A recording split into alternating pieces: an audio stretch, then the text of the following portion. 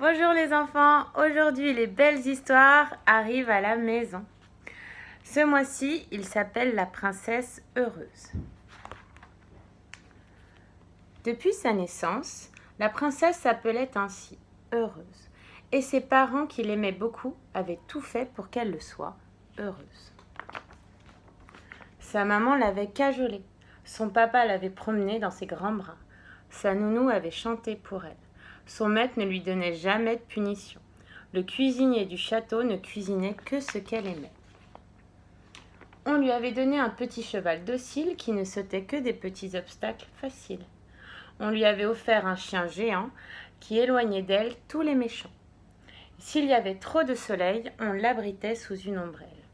S'il y avait menace de mauvais temps, un souffleur de nuages posté sur la tour faisait le ménage, chassant les moutons gris loin du ciel bleu. On lui racontait plein de jolies histoires qui ressemblaient si parfaitement à sa vie de paradis qu'elle les pensait vraies. Ainsi, heureuse eut-elle une enfance merveilleuse. Dehors, la vie n'était pas aussi belle que pour elle. Mais pour que cela ne la chagrine pas, personne dans le royaume ne lui en parlait. S'il y avait une guerre, qu'elle entendait le canon, on lui disait que c'était seulement tambour de fête et clairon. Alors elle retournait se promener dans son beau parc paradisiaque ou lire les plus merveilleux contes de fées dans sa très grande bibliothèque bien chauffée. L'année de ses 15 ans, il fit grande sécheresse dans la région. La terre devint grise, plus rien ne poussait. Les animaux fuyaient pour ne pas mourir. Les gens avaient faim, alors ils vinrent au château demander du pain. On dit à la princesse heureuse que c'était pour accompagner jambon et cornichons, parce que sans pain, c'était beaucoup moins bon. Mais un bébé se mit à crier, puis à mordiller ses petits poings pour montrer comme il avait faim, et comme cela le mettait en colère. Alors, enfin, Heureuse comprit ce que jusqu'ici chacun, par amour pour elle, lui avait caché. La vie n'était pas pourtant belle comme chez elle. Les contes bien aimés n'étaient pas la réalité. Heureuse était bien la seule à être aussi heureuse du matin au soir, et ainsi tous les jours.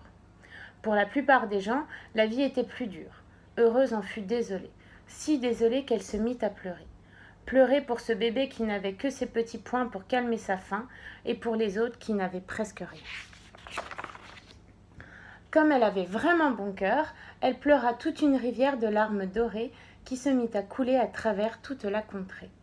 C'est ainsi qu'autour du château, grâce à la rivière des larmes versées, la terre se mit à verdir, refleurir, les bêtes à revenir s'abreuver. Les gens pouvaient maintenant boire et se nourrir. Ils se mirent à rire et à chanter. Heureuse alors essuya ses beaux yeux.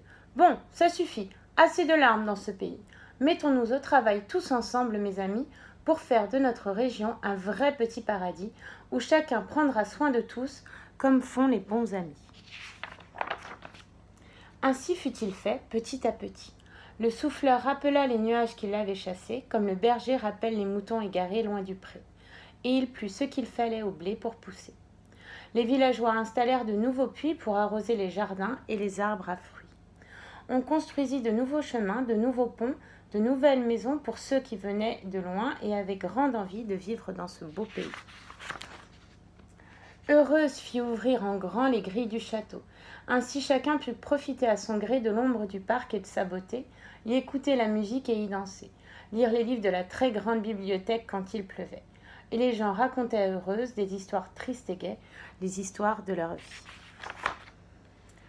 Pour que toutes ces histoires et toutes ces vies ne soient ni perdues ni oubliées, Heureuse, petit à petit, soigneusement, les écrivit. Quand elles furent écrites, on les rangea toutes dans la très grande bibliothèque. Chacun pouvait alors les lire avec bonheur, grand ou petit, à n'importe quelle heure du jour ou de la nuit. Et c'est ainsi que la princesse heureuse, entourée de tout ce qu'elle avait aidé, vécut vraiment heureuse, elle aussi. Et voilà, à bientôt les enfants.